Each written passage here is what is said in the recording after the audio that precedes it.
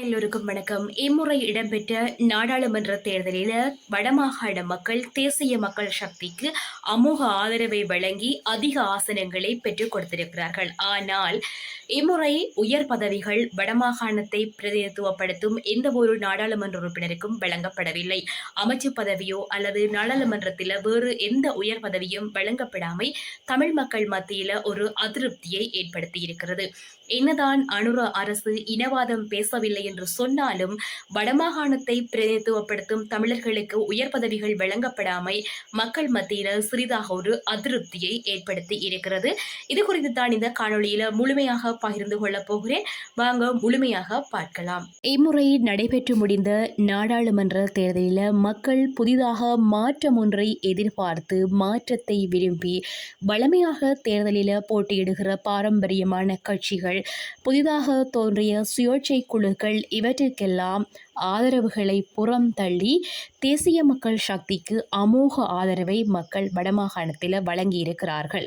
இதனை தேசிய மக்கள் சக்தி சார்பில் போட்டியிட்ட வேட்பாளர்கள் கூட எதிர்பார்த்திருப்பார்களா என்று தெரியவில்லை. ஆனால் வடமாகாண மக்கள் மாற்றத்தை விரும்பி புதிதாக தேசிய மக்கள் சக்திக்கு அமோகமான ஆதரவை அளித்திருந்தார்கள். யாழ்ப்பாணத்தில் மட்டும் 80,830 வாக்குகளை தேசிய மக்கள் சக்தி பெற்றிருந்தது. அதேபோல வன்னியில் 39,894 வாக்குகளை பெற்றிருந்தது. மொத்தமாக 1,20,724 வாக்குகளை வடமாகாணத்தில் தேசிய மக்கள் சக்தி பெற்றிருந்தது.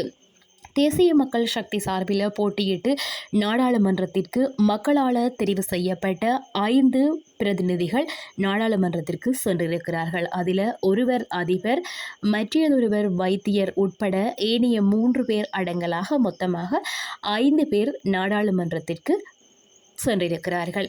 சரியோ பிழையோ முன்னைய காலங்களில் தமிழர்களுக்கு வடமாகாணத்தை பிரதித்துவப்படுத்தும் வகையில் அமைச்சர் பதவியொன்று வழங்கப்பட்டிருந்தது. கடற்தொழில் அமைச்சராக டக்ளஸ் தேவானந்தா பதவி வகித்திருக்கிறார். அதேபோல ரிசால்ட் பதியுதீன், ஹாதர் மஸ்தான் போன்றவர்கள் அமைச்சு பதவிகளில் இருந்திருக்கிறார்கள். தற்போது பார்த்தீங்கன்னு சொன்னால் யாழ்ப்பாணத்தில் வசித்து வார ராமலிங்கம் சந்திரசேகரம் என்பவருக்கு கடற்தொழில் அமைச்சு பதவி வழங்கப்பட்டிருந்தாலும் அவர் யாழ்ப்பாணத்தை பூர்வீகமாக கொண்டவர் அல்ல. அவர் மலையகத்தை பூர்வீகமாக கொண்ட ஒருவர். 10 ஆண்டுகளுக்கு முன்புதான் ஜேவிபியின் யாழ் மாவட்ட அமைப்பாளராக நியமிக்கப்பட்டு தற்போது யாழ்ப்பாணத்தில் வசித்து வாரார். அவர் ஒரு மலையகத்தை பூர்வீகமாக கொண்டவர், யாழ்ப்பாணத்தை பூர்வீகமாக கொண்டவர் அல்ல. இது சற்று மக்கள் மத்தியில் ஏமாற்றத்தை கொடுத்திருக்கின்றது. சரியோ பிழையோ முன்னைய காலங்களில் கடற்தொழில் அமைச்சராக டக்ளஸ் தேவானந்தா பதவி வகித்துக் கொண்டிருக்கின்றார். அவருடைய 30 வருட கால நாடாளுமன்ற வாழ்க்கையை புரட்டி போடும் அளவிற்கு கூட மக்கள் வாக்களித்து இம்முறை தேசிய மக்கள் சக்திக்கு ஆதரவு கொடுத்திருக்கிறார்கள். அந்த வகையில் தேசிய மக்கள் சக்தி மீது மக்கள் எவ்வளவு பாரிய ஒரு எதிர்பார்ப்பை கொண்டிருப்பார்கள் என்று சற்று சிந்திக்க வேண்டும். அப்படியான மாற்றங்களை எல்லாம் மக்கள் விரும்பித்தான் இம்முறை தேசிய மக்கள் சக்திக்கு அமோக வாக்குகளை அள்ளி கொடுத்தார்கள்.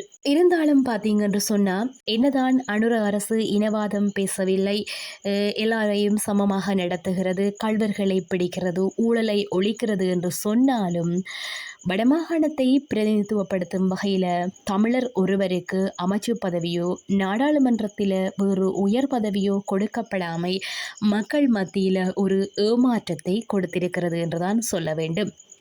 வடமாகாணத்தை பிரதிநிதித்துவப்படுத்தும் வகையில் வடமாகாணத்தில் உள்ள குறைநிறைகளை கரைப்பதற்கு, மக்களின் பிரச்சினைகளை நாடாளுமன்றத்திற்கு எடுத்து செல்லுவதற்கு ஒருவர் வேணும்.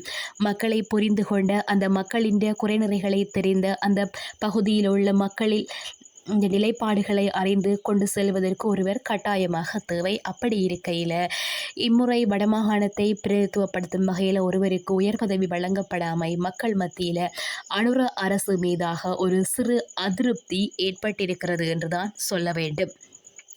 என்னதான் நாங்கள் ஒற்றுமை இனவாதம் இல்லை என்று சொன்னாலும் எங்கோ ஒரு மூலையில் சற்று இனவாதமும் ஒளிந்திருக்கிறது போலத்தான் தோன்றுகிறது. இருந்தாலும் இனி என்ன ஒரு உயர் பதவி தமிழருக்கு வடமாகாணத்தை பிரதித்துவப்படுத்தும் வகையில் கிடைக்கப் போகின்றதா, இல்லை என்ன நடக்கப் போகிறது என்னவென்று தெரியவில்லை. இருந்தாலும் பொறுத்திருந்து பார்க்கலாம். ஜனாதிபதி அனுரகுமார திசாநாயக்க அவர்கள் புதிதாக ஏதாவது மாற்றத்தை கொண்டு வருகிறாரா, வடமாகாண தமிழருக்கு ஏதாவது வேறு உயர் பதவி கொடுக்கிறாரா என்பதனை பொறுத்திருந்து பார்க்கலாம்.